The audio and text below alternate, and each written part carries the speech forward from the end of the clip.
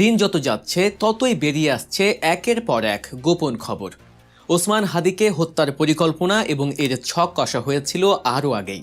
কখন, কোথায়, কিভাবে গুলি করে কোন রুট ধরে পালিয়ে যাবে, এর সবই ছিল পূর্ব নির্ধারিত। এই ঘটনায় এক দুজন নয়, নানা পর্যায়ে জড়িত আরও অনেকে। কোন রুট ধরে কিভাবে রাজধানী ছেড়েছে সন্দেহভাজন ফয়সাল আর আলমগীর। আজকের বিশ্লেষণের মূল বিষয় হাদিকে হামলা নয়, মূল বিষয় হলো হামলাকারীরা গুলি করার পর কিভাবে শত শত সিসিটিভি আর পুলিশি চেকপোস্টকে বৃদ্ধাঙ্গুলি দেখিয়ে ঢাকার জ্যাম ভরা রাস্তা পার হয়ে সোজা বর্ডার ক্রস করে অন্য দেশে চলে গেল। ভাবা যায়, গুলি করার পর মাত্র কয়েক ঘন্টার মধ্যে তারা ঢাকা থেকে হালুয়াঘাট বর্ডারে পৌঁছালো। প্রাইভেট কার বদল করলো দুবার, আর পুলিশ যখন পৌঁছালো তখন তারা কাঁটা তারের ওপারে। আমাদের গোয়েন্দা তথ্যে উঠে এসেছে পালানোর এক নিখুঁত মাস্টার প্ল্যান। কোন রুট ব্যবহার করেছিল তারা, কিভাবে বাইক থেকে প্রাইভেট কারে শিফট হলো, আর এই পুরো গেমে বাইকের মালিক আব্দুল হান্নান আসলে কার দাবার গুঁটি। আজকের ভিডিওতে আমরা ম্যাপ ধরে ধরে দেখাবো সেই 2 ঘন্টা 20 মিনিটের শ্বাসরুদ্ধকর গ্রেট এসকেপ। ঘটনার তারিখ 12 ডিসেম্বর 2025 শুক্রবার। ঘড়িতে সময় তখন দুপুর 2টা 20 মিনিট। লোকেশন রাজধানীর বিজয়নগর বক্স কালভার্ট রোড। বাইতুস সালা জামে মসজিদের সামনে দিয়ে একটি রিকশায় যাচ্ছিলেন শরীফ ওসমান হাদি। ঠিক তখনই পেছন থেকে একটি মোটর সাইকেলে আসে 2 যুবক। কোনো কথা নেই, মুহূর্তেই পিস্তল বের করে হাদির মাথা লক্ষ্য করে গুলি। এরপর আহত হাদিকে নিয়ে যাওয়া হয় হাসপাতালে। কিন্তু এর পরপরই শুরু হয় খুনিদের আসল খেলা, পালানোর খেলা। হামলাকারীরা জানতো গুলি করার পর ওই এলাকায় 1 সেকেন্ড দেরি করা মানেই জনগণের হাতে পিটুনি অথবা পুলিশের হাতে ধরা পড়া। তাই তারা এমন এক সময় বেছে নিয়েছিল যখন জুমার নামাজের পর রাস্তাঘাট কিছুটা ফাঁকা থাকে। কিন্তু পালানোর জন্য তারা যে রুট ম্যাপ বা রাস্তা ব্যবহার করেছে তা দেখে অভিজ্ঞ গোয়েন্দারাও কপালে চোখ তুলেছেন। চলুন আমরা সেই রুটটা একটু ট্র্যাকিং করি। সিসিটিভি ফুটেজ বলছে গুলি করার পর বাইকটি ইউটার্ন না নিয়ে সোজা বক্স কালভার্ট রোড এবং মসজিদ রোডের সংযোগ সড়ক ধরে ঝড়ের গতিতে এগিয়ে যায়। তাদের টার্গেট ছিল মেইন রোড এড়িয়ে সরু গলি দিয়ে বের হওয়া। তারা বক্স কালভার্ট রোডের মূল সড়ক পার হয়ে চোখের পলকে ঢুকে পড়ে সেগুন বাগিচা এলাকায়। সেগুন বাগিচা থেকে বের হওয়ার জন্য মূলত 3টি প্রধান রাস্তা আছে। একটি চলে গেছে গুলিস্তানের দিকে, যেখানে সব সময় জ্যাম থাকে। অন্যটি বিজয়নগর পানির ট্যাঙ্কি, সেখানেও ঝুঁকি বেশি।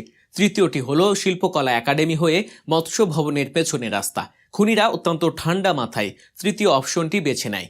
ভিডিও ফুটেজে দেখা যাচ্ছে বাইকটি সোজা শিল্পকলা একাডেমি রাস্তা ধরে ভেতরে চলে যাচ্ছে। এখানে লক্ষ্য করার বিষয় হলো তারা প্রেস ক্লাব বা হাইকোর্টের সামনের মেইন রোড সম্পূর্ণ এড়িয়ে গেছে। কারণ তারা জানতো শুক্রবার দুপুরে ভিআইপি মুভমেন্ট না থাকলেও প্রেস ক্লাবের সামনে পুলিশি চেকপোস্ট থাকে। তাই তারা কাকরাইল মসজিদ সংলগ্ন সড়ক ব্যবহার করে। কাকরাইল থেকে তারা সোজা চলে যায় শাহবাগের দিকে। শাহবাগ মোড় পার হয়ে তারা প্রবেশ করে মিরপুর রোডে। অবাক করা বিষয় হলো পুরো এই যাত্রাপথে তারা কোথাও থামেনি। ট্রাফিক সিগন্যাল, স্পিড ব্রেকার, কোনো কিছুই তাদের গতি কমাতে পারেনি।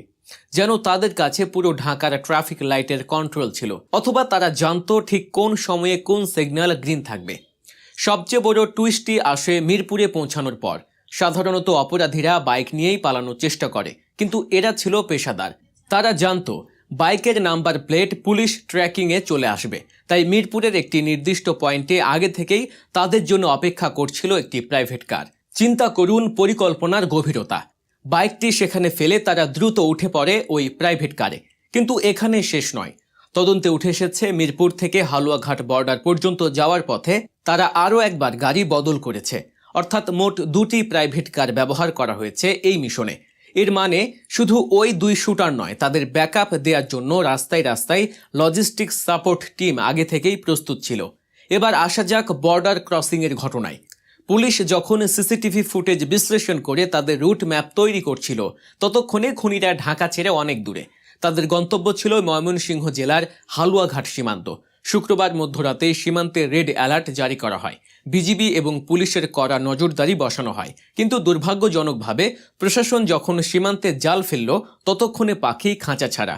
হালুয়াঘাট সীমান্তে পুলিশ অভিযান চালিয়ে 2 মানব পাচারকারীকে আটক করে। তবে তার আগেই ফয়সাল এবং আলমগীর নামের ওই 2 শুটার শুক্রবার রাতে সীমান্ত পার হয়ে ভারতে পালিয়ে গেছে।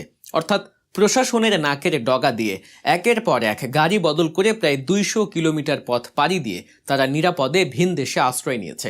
পুলিশ এখন নিশ্চিত ফয়সাল এবং আলমগীর ছিল কেবল হিটম্যান বা ভাড়াটে খুনি। তাদের কাজ ছিল মিশন শেষ করে পালানো, আর তাদের এই পালানোর পথ মসৃণ করতে কাজ করেছে একটি বিশাল সিন্ডিকেট। এখন প্রশ্ন হলো, এই ফয়সাল আর আলমগীর কারা? তাদের পরিচয় কি? পুলিশ বাইকের সূত্র ধরে নাম পরিচয় পেলেও শারীরিকভাবে তাদের নাগাল পায়নি।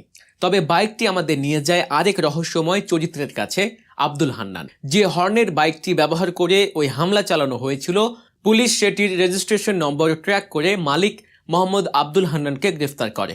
হান্নানকে আদালতে তোলার পর তিনি যে গল্প শুনিয়েছেন তা এই রহস্যকে আরও ঘনীভূত করেছে। রিমান্ড শুনানিতে হান্নান দাবি করেন তিনি বাইকটি মিরপুর মাজা রোড থেকে কিনেছিলেন, কিন্তু অসুস্থতার কারণে পরিবারের চাপে তিনি বাইক চালানো ছেড়ে দেন।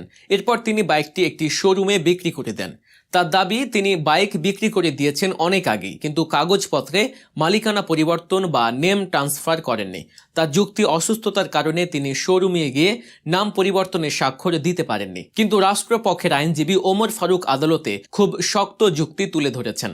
তিনি বলেন, বাইক বিক্রি করার পর মালিকানা পরিবর্তন না করাটা কি শুধুই অবহেলা, নাকি এর পেছনে কোনো গভীর উদ্দেশ্য ছিল?